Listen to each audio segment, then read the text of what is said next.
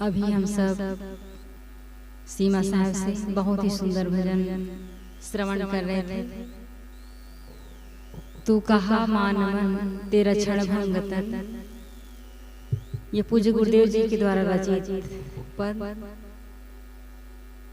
हम सबको याद दिलाते हैं कि सचमुच में ये जीवन क्षणभंगुर है, कुछ दिनों का है और इसी में रह करके हमें अपने जीवन का काम करना है। लेकिन बात अटक जाती है क्योंकि जो जवान हैं उनको तो एक बार भले ही लग सकता है, भले ही हम देख रहे हैं कि जन्म से ही यहाँ तक कि गर्भ से जीव शरीर बाहर नहीं आ पाता और वहीं मृत्यु को प्राप्त हो जाता है। लेकिन जो जवान है वो ये भूल करता है अभी तो मैं जवान हूँ, अभी मेरा शरीर रहने वाला है। लेकिन जो बूढ़े हो गए हैं, जो 80 के करीब, 90 के करीब, 100 के करीब, ऐसे लोग भी ये नहीं सोच पाते कि सचमुच में मुझे अपना काम कर लेना चाहिए। लेकिन घर के काम के बारे में जरूर सोचते हैं कि मैं कितना ज्यादा से ज्यादा धन कमा सकूं, ज्यादा से ज्यादा परिवार वालों को दे सकूं, और ये विचार नहीं आता कि आखिर ये शरीर अंतिम छोर की ओर है। 100 के पहले पहले सबको जाना ही है और मेरा भी शरीर उस निकट पहुंच चुका है और जब जाऊंगा तो यहाँ से तो मेरे साथ क्या होगा, इस बात पर कभी विचार आता ही नहीं। कभी जीवन कल्याण की बात सोच पाते ही नहीं। कहते हैं कि एक बार एक बाबा जी थे, वो अपने नाती को लेकर के गली पर बैठे उनको खिला रहा था।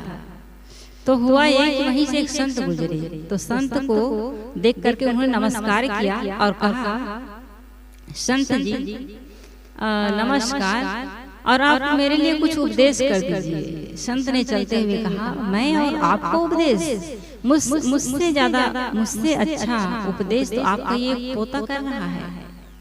कहे कि वो कैसे? उन्होंने कहा, आपके गोद में जो बच्चा खेल रहा है वो हर बारी कर रहा है बाबा बाबा, वो ये याद दिला रहा है कि तुम्हारा अंतिम समय आ गया है, जीवन मृत्यु के निकट है, तो क्यों ना तुम बाबा बन जाओ। और तुम हो कि तुम ध्यान ही नहीं दे रहे हो। तो मैं तो एक बार कहूँगा चला जाऊंगा, लेकिन तुम्हारे जो गोद में बच्चा है वो बार बार कह रहा है बाबा बाबा, तो तुम बाबा क्यों नहीं बन जाते?